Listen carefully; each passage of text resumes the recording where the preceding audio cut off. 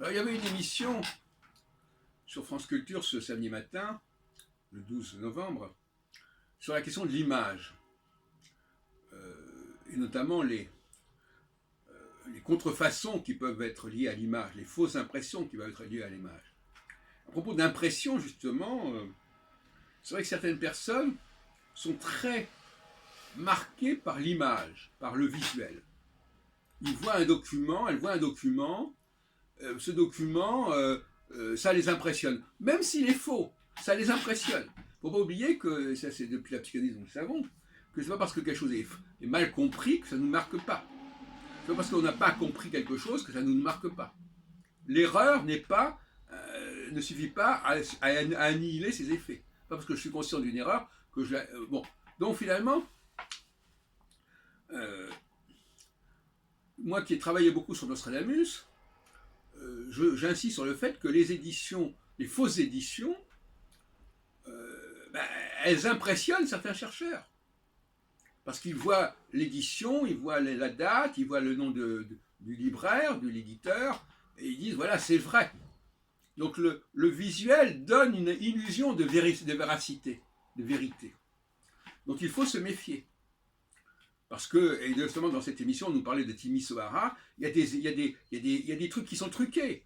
C'est truqué, voilà, il y a des images truquées, on croit bien faire, parce que par exemple, il y a un document qui a disparu, on va en fabriquer un de substitution, par exemple.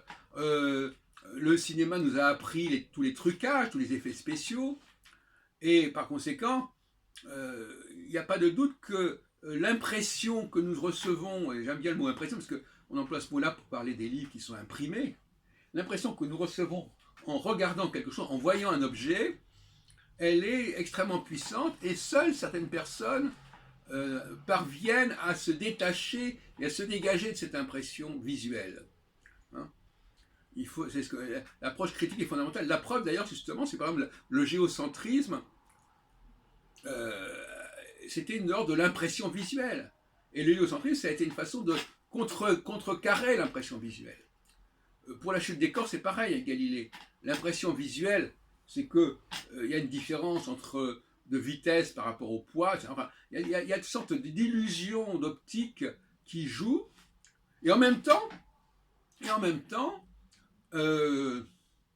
il est vrai que comment dirais-je,